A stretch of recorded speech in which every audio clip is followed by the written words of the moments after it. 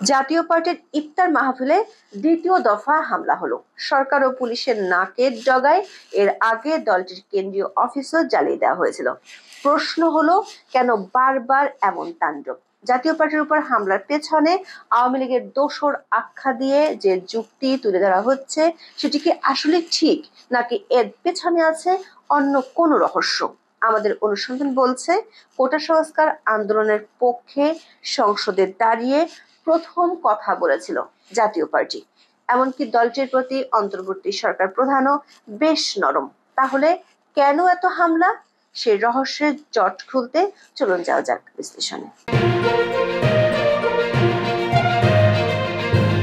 19শে March জাতীয় পার্টির ঢাকা মহানগর উত্তর শাখার ইফতার মাহফিলের আয়োজন করা হয়েছিল রাজধানীর কচুক্ষেতের একটি রেস্তোরাঁয়। জাপার যুগ্ম মহাসচিব ও চেয়ারম্যানের প্রেস সেক্রেটারি খন্দকার দেলোয়ার জালালি নিউজ অ্যানালাইসিস বাই কাজী রুনাকে জানিয়েছেন, জাতীয় পার্টির ইফতার পার্টির আয়োজনের বিষয়টি ঢাকা মহানগর পুলিশকে জানানো হয়েছিল।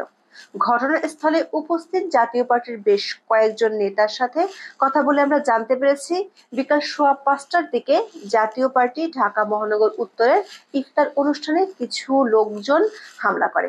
ইফতার অনুষ্ঠানে জাতীয় পার্টির চেয়ারম্যান জিএম কাদেরও উপস্থিত ছিলেন।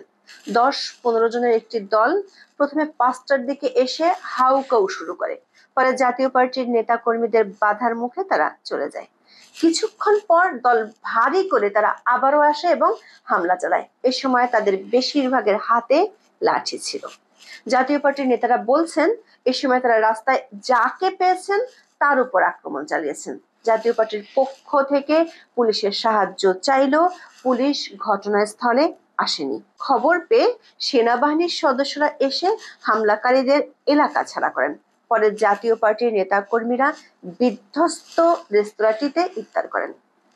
দর্শক, এ নিয়ে রমজান মাসে জাতীয় পার্টির ইফতার মাহফিলে দ্বিতীয় দফায় হামলা হলো। এর আগে গত 8ই মার্চ পল্লবীতে জাতীয় পার্টির ঢাকা মহানগর উত্তরের ইফতার মাহফিলেও হামলা হয়েছিল। গত বছরের 31শে অক্টোবর রাজধানীর বিজয়নগরে জাতীয় পার্টির কেন্দ্রীয় কার্যালয়ে হামলা, ভাঙচুর ও আগুন দেয় ফ্যাসিবাদ বিরোধী ছাত্র, শ্রমিক ও জনতার ব্যানারে একদল লোক। তখন দলটির চেয়ারম্যান জিএম কাদের অভিযোগ করেছিলেন, বৈষম্য বিরোধী ছাত্র আন্দোলনের ব্যানারে জাতীয় পার্টির কেন্দ্রীয় কার্যালয়ে হামলা ও ভাঙচুর চালানো হয়েছিল। দর্শক, প্রশ্ন হলো, কেন জাতীয় পার্টিকে বারবার টার্গেট করা হচ্ছে? সূত্রগুলো বলছে, এর মধ্যে এক বিরাট রহস্য আছে। জাতীয় পার্টি সহ একাধিক সূত্র থেকে আমরা জানতে পেরেছি, 5ই আগস্ট আওয়ামী লীগ সরকারের পতন নিশ্চিত হলে সেনা সদর থেকে বিভিন্ন রাজনৈতিক দলকে টেলিফোনে ডাকা হয়। এর মধ্যে জাতীয় পার্টির চেয়ারম্যান জিএম কাদেরও ছিলেন। জাতীয় পার্টির নেতারা সেনা সদরে আমন্ত্রণে বৈঠকে যোগ দিয়েছিলেন। এমনকি উপদেষ্টা পরিষদের শপথ অনুষ্ঠানেও দাওয়াত পেয়েছিল জাতীয় পার্টি। অন্তর্বর্তী সরকার গঠনের পর প্রধান উপদেষ্টা ডক্টর মোহাম্মদ ইউনূসের সঙ্গে বিভিন্ন রাজনৈতিক দলের সংলাপ হয়। সেই সংলাপে জাতীয় পার্টিকে ডাকা হয়। কিন্তু অক্টোবরের শুরুতে দ্বিতীয় দফা এবং 19শে অক্টোবর তৃতীয় দফায় প্রধান উপদেষ্টার সাথে রাজনৈতিক দলগুলোর বৈঠক হয়।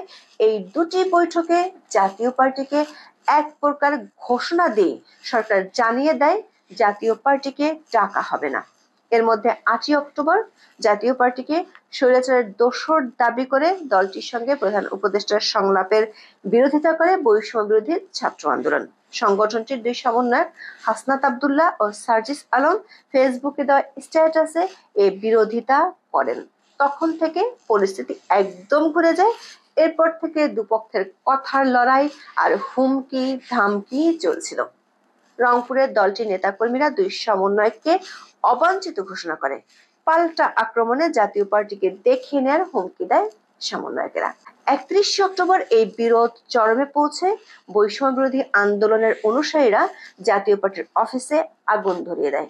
1 নভেম্বর জাতীয় পার্টির সংবাদ সম্মেলন করে ঘোষণা করে 2 নভেম্বরের সমাবেশ তারা করবে, কিন্তু পুলিশের অনুমতি না থাকায় শেষ পর্যন্ত পিছিয়ে যায়। এরপর থেকে জাতীয় পার্টি সভা সমাবেশ ও রাজনৈতিক কর্মসূচি পালন করতে গেলে বাধা ও হামলার শিকার হচ্ছে।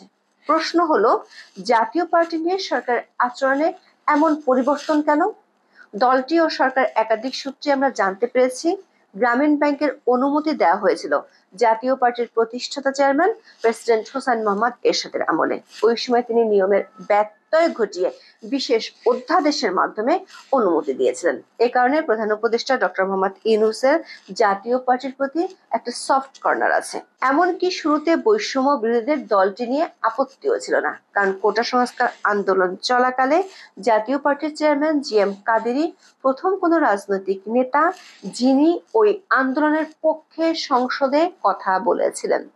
গত বছরের ৩ জুলাই জাতীয় সংসদের অধিবেশনের সমাপনী বক্তব্যে অংশ নিয়ে চলমান কোটা বিরোধী আন্দোলনের পক্ষে অবস্থান নিয়েছিলেন তখনকার জাতীয় সংসদের বিরোধী দলীয় নেতা ও জাতীয় পার্টির চেয়ারম্যান জিএম কাদের। তিনি মন্তব্য করেছিলেন, বৃহৎ পরিসরে মুক্তিযোদ্ধা কোটা স্বাধীনতার মূল উদ্দেশ্যকে ধ্বংস করে। তাহলে হঠাৎ কেন অক্টোবর থেকে জাতীয় পার্টি বিরোধী অবস্থান? আমাদের অনুসন্ধান বলছে অক্টোবরের শুরু থেকে জাতীয় পার্টি যে বিরোধের মুখে পড়েছে তার পিছনে ছোট ছোট কয়েকটি দলের ভূমিকা আছে।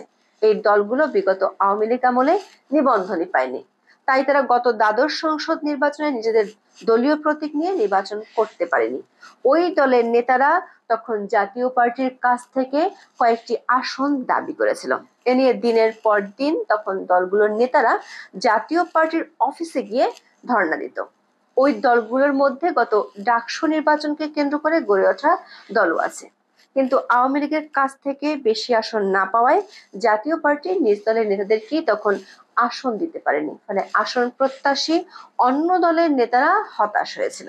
সে দলগুলোর নেতারা অক্টোবরের শুরু থেকে জাতীয় পার্টির পেছনে উস্কানি দেয় বৈষম্য বিরোধী 2 নেতাকে। তাদের যোগ দিয়েছিল সরকারের কয়েকজন উপদেষ্টাও। শুরু হয় জাতীয় পার্টির ঠেকাও অভিযান। সূত্রগুলো বলছে বিষয়টি নিয়ে মধ্যস্থতা করতে কয়েকটি বিদেশি দূতাবাসও সরকার ঊর্ধ্বতন মহলে আলাপ করেছিল। সরকারের পক্ষ থেকে বলা হয়েছে ধীরে ধীরে পরিস্থিতি ঠিক হয়ে যাবে, কিন্তু সবশেষ 19 মার্চ আবারও জাতীয় পার্টির ইফতার মাহফিলে হামলা হলো। সূত্রগুলো বলছে বিষয়টি সরকার ঊর্ধ্বতন মহলে জানে কারা জাতীয় পার্টির উপর চড়া হচ্ছে, কিন্তু সরকারের পক্ষ থেকে কার্যকর পদক্ষেপ না নেয় বিষয়টি আওতার বাইরে চলে যাচ্ছে। এদিকে জাতীয় পার্টির ইফতার মাহফিলের দ্বিতীয় দফায় হামলার ঘটনায় দলটির চেয়ারম্যান তীব্র ক্ষোভ জানিয়েছেন। তিনি বলেছেন, এই সরকার নির্বাচনের নামে প্রহসনের আয়োজন করবে। এই সরকার নিরপেক্ষতা হারিয়েছে।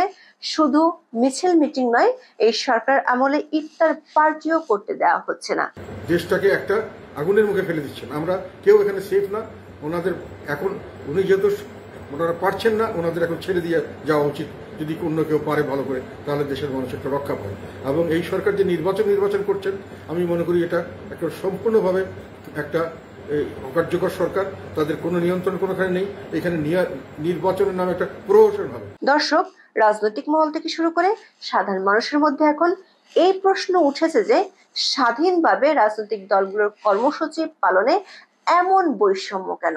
কোনো ধরনের আনুষ্ঠানিক উৎস না থাকা সত্ত্বেও কোনো দল বিপুল অর্থ খরচ করে বিলাসবহুল হোটেলে ইফতার পার্টি করছে, আর কোন দলের ইফতার পার্টিতে একের পর এক হামলা হচ্ছে সরকারের নাকের ডগায়।